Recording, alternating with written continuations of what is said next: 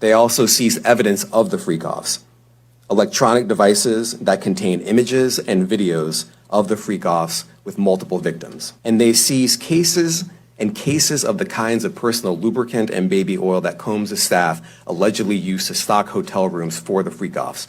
More than 1,000 bottles altogether. Yo, so we back in here for another edition of F-ya-Motha, and this was gonna be the news segment, but I figured I'd make this a whole damn episode because it seems like Diddy, his ass been busy. Now I've been flagged and barred from posting videos for the last 2 weeks for quote unquote misinformation, which was a spoof video that they would not let me appeal, but I'm back up in here.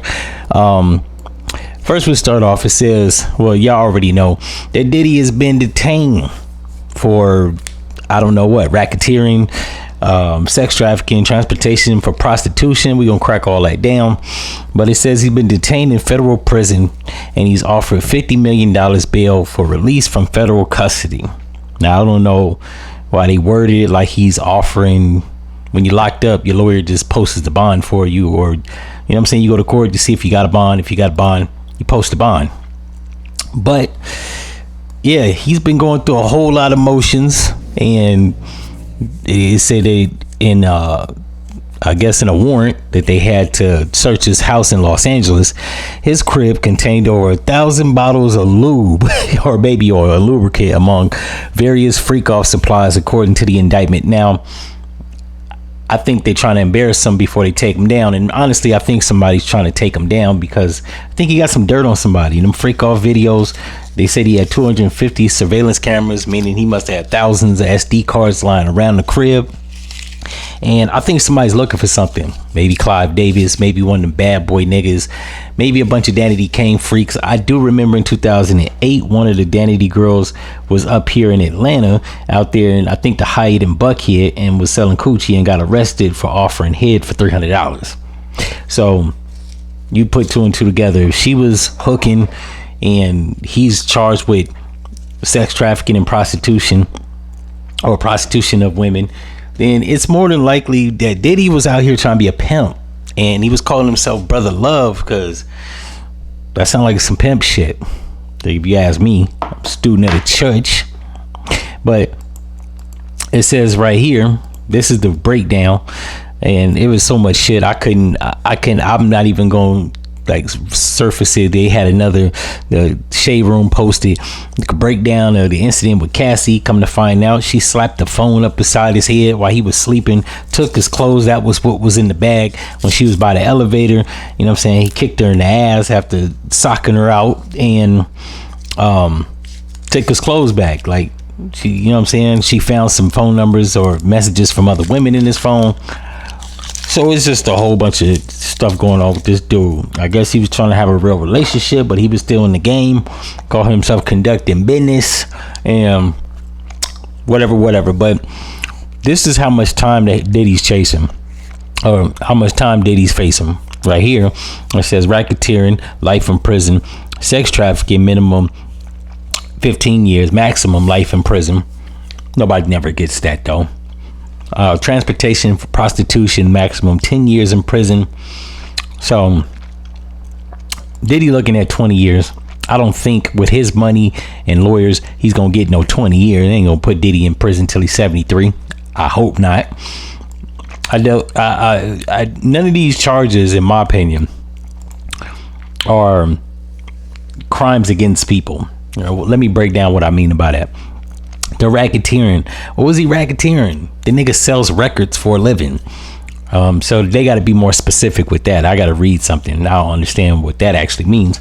But sex trafficking, let's break that down. That ain't nothing but another word for pimping and pandering.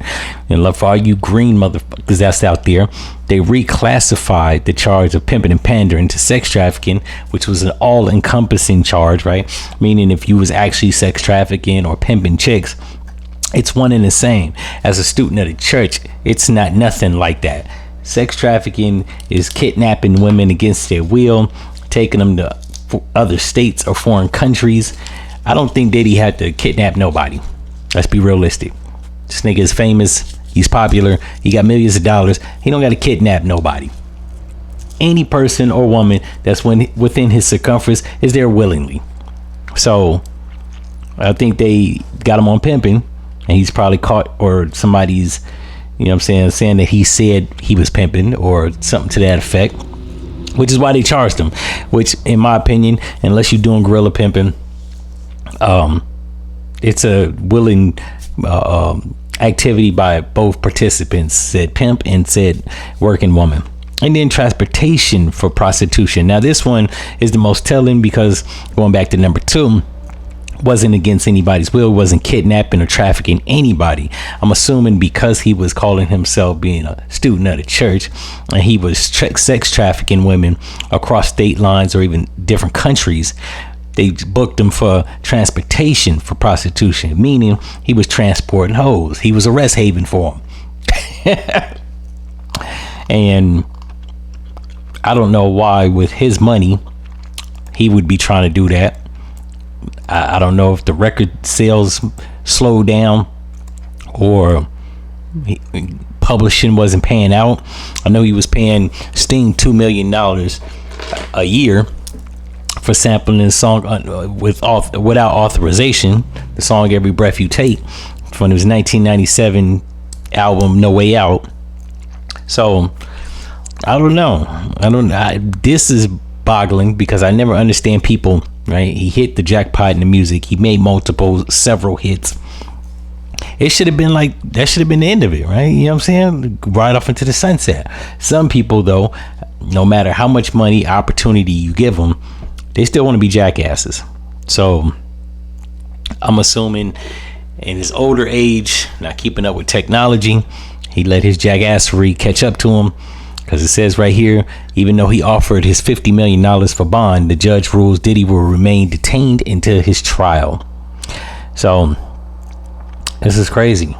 If you had told me this 26 years ago, I would have never believed it. Not only that, if you had told me 30 years ago when Tupac was alive this would have happened, I really wouldn't have believed it. But we knew Tupac said that. He said he was a sucker, so then there's that. In any event, if y'all like this episode, you know what to do. Like, comment, and subscribe, and I'm out. No.